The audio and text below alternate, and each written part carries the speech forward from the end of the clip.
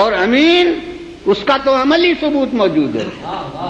کہ بعثت کے بعد 13 برس کے بعد ہجرت ہوئی ہے، اور شب ہجرت تک مشرکین کی امانتیں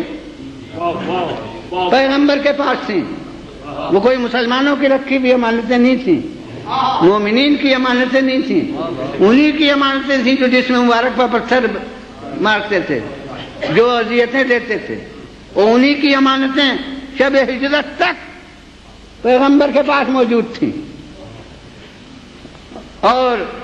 ہندوستان کا تو میرا دیکھا ہوا مشاہدہ ہے، یہاں معلوم نہیں کہ کوئی تجربہ ہے یا نہیں، کہ کسی بینک کے متعلق غلط افواہ ہو جاتی ہے کہ ٹوٹ جائے گا، تو لوگ آ کر اپنی امانتیں واپس لینا شروع کرتے ہیں، وہ بیچارہ نہیں ٹوٹنے والا ہوتا تو ٹوٹ جاتا ہے۔ یہاں دارالندوہ میں ایک کانفرنس ہو چکی ہے، رات مقرر ہو گئی کہ ان کی زندگی کا خاتمہ کر دیا جائے، وہ مسلمانوں سے کتنی صیغہ راز میں ہو، لیکن اس جماعت کے افراد سے وہ راز نہیں رہ سکتی تھی، جبکہ ہر قبیلے کے نمائندے اس میں موجود تھے۔ تو اتنا بڑا دارالندوہ میں اجتماع ہو چکا، مجلس مشاورت نے یہ طے کر دیا کہ ان کی زندگی کا خاتمہ کر دیا جائے، اور کوئی جھوٹی روایت نہیں جو یہ بتائے کہ اس دن سے شب ہجرت تک لوگ آ کے اپنی امانتیں مانگتے ہوں۔ بتاتے کچھ نہیں ہے، جی ہمیں ضرورت ہے دے دیجئے، ہمیں ضرورت ہے دے دیجئے، اصل بات کوئی تھوڑی کہتا، مگر کوئی جھوٹی روایت بھی نہیں۔ میں کہتا ہوں یہ ہے تحت شعور اور نیم شعور، اور جتنی تہیں ہیں شعور کی اور لاشعور کی، ان میں ان کی امانت داری پر اعتماد کہ چاہے جان لے لیں مگر ہماری امانتیں کہیں نہیں جا سکتی، اس کے لیے ذہن میں کوئی اضطراب نہیں پیدا ہوتا۔ اور میں کہتا ہوں بخدا یہ ان کی امانت داری کی راہ میں رسول کی ایک قربانی تھی کہ اپنے کو خطرے میں ڈال دینا آسان ہے، مگر اپنی عزیز ترین فرد کو خطرے میں ڈالنا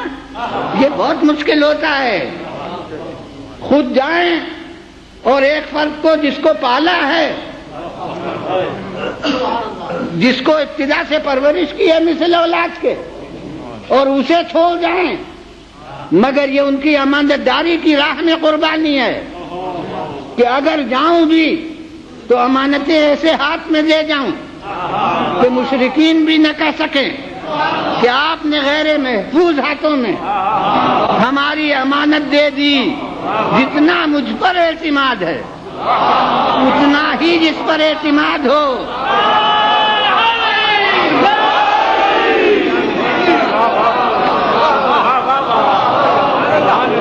اسے امانتیں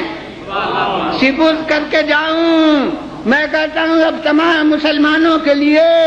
لمحہ فکریہ ہے کہ جو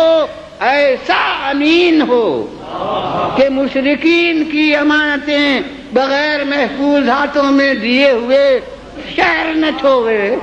وہ خدا کی امانتیں بغیر محفوظ ہاتھوں میں دیے ہوئے دنیا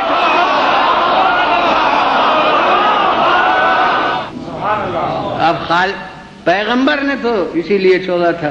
یہی کام سے پور کیا تھا۔ اب یہ اور بات ہے کہ بروقت جب شہر میں تو اس لیے رہے، اب بروقت خالق نے کہا جب یہ رہتے ہیں تو ہم ایک کام لے لیں گے، اور وہ یہ کہ رسول کے جانے کا پردہ بن جائیں۔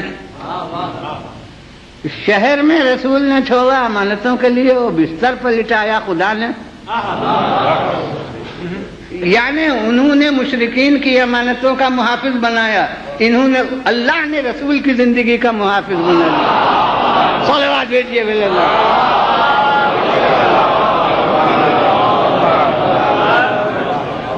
وہ پھر خالق نے بروقت یہ کہہ دیا کہ ان سے کہو کہ یہ بستر پر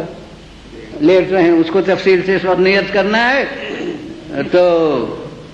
اب اس کے لیے بستر رسول پر لیٹے، اور حکم یہی تھا کہ لیٹ رہے۔ سونا آدمی کے اختیار میں نہیں ہوتا، لیٹنا اختیار میں ہوتا ہے،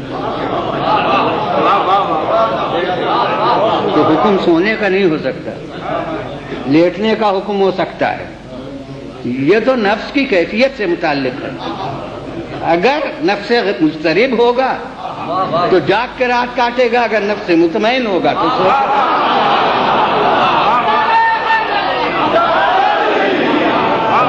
بہرحال اب یہ خاموش فداکاری ہوتی